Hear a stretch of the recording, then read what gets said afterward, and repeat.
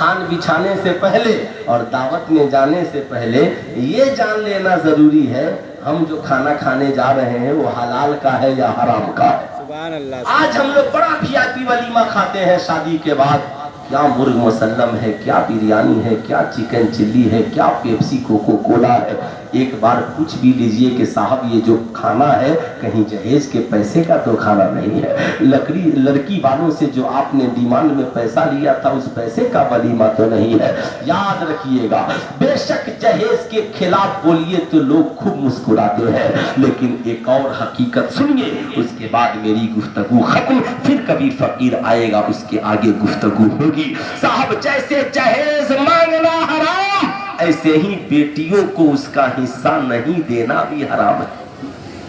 बेटियों को उसका हिस्सा नहीं देना भी हराम। अल्लाह के नबी ने बेटियों का हिस्सा मुकद्दर किया।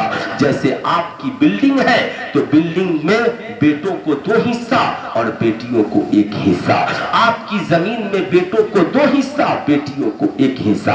आपके सर्विस और कमाई में बेटों को 2 हिस्सा, बेटियों को 1 हिस्सा। जहेज का खात्मा हो जाएगा, लड़का वाला पूछे क्या दीजिएगा, कहा बड़े अजीब आदमी हो, क्या देंगे, हम मुसलमान नहीं हैं। अल्लाह और उसके रसूल ने मेरी बेटी को जो हिस्सा मेरी कमाई में, मेरी जायदाद में मुकर्रर किया है, मैं निकाह के बाद देने के लिए तैयार हूं। निकाह के बाद देने के लिए तैयार हूं।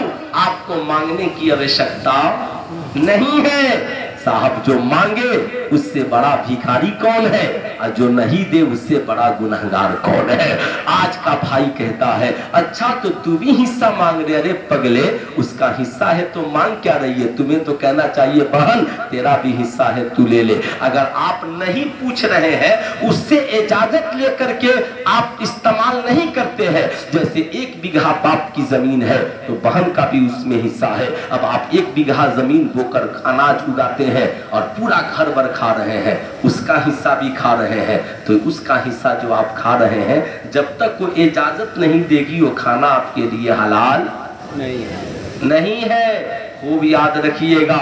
लेकिन आज लोग कौन हलाल और क्या हराम, साहब इससे किसे फर्क पड़ता है। मैं आपसे कहना चाहूंगा, अगर जिस दिन भारत का हर मुसलमान बेटियों को हिस्सा देना शुरू कर दे, उस दिन से लोग जहेज मांगना भी खत्म कर देंगे। इसलिए जो मांगेगा उससे कह दिया जाएगा बड़ा भिखारी है, अल्लाह उसके रसूल ने तो दिया ही है, फिर तुझे मांगने की क्या जरूरत है, ये मांगने की क्या जरूरत है। इसलिए बेटी बहनों को हिस्सा देने वाला बनिए। और बहनों से भी गुजारिश है, अगर आप बड़ी अमीर हैं, आप नहीं लेना चाहती हैं, तो मुर्ग बिरयानी खाकर एक के भाई को चुपके से लिख मत दीजिएगा।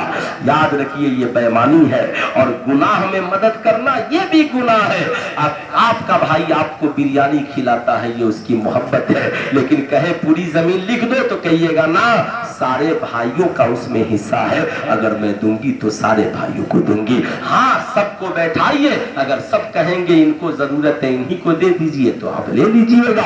लेकिन आज बहनें भी वफादार नहीं, भाई भी समझदार नहीं, माँ बाप भी बेटियों को देना नहीं चाहते। नतीजा क्या निकला, जहेज के लालची लोग जहेज के लिए यलगार कर रहे हैं। गैर कहते हैं हमने तिलक दिया है इसलिए हिस्सा नहीं देंगे। इस्लाम ने कहा ना, जहेज मांगना हराम, तुम बेटियों को हिस्सा देना शुरू करो। बेटियां रहमत है, माँ के कदमों के नीचे जन्नत है, बाप जन्नत का दरवाजा है। इस्लाम में शराब, ज़ना, सूद ये सब हराम है। नमाज की पाबंदी कीजिए। नबी का पहला पैगाम ये है, अपनी पेशानियों को सजदों से आबाद करो। सबसे बड़ा मिलाद यही है। रबीउल अव्वल के दिन भी मिलाद मनाइए, मगर सबसे बेहतर मिलाद ये कि आप नमाजी बन जाइए। हर वक्त नबी का मिलाद होता रहेगा। बताइए आप सबको अपने घर बुलाना चाहते हैं, क्या नबी को बुलाना नहीं चाहते? आप कहेंगे नबी को बुलाने के लिए क्या करना होगा?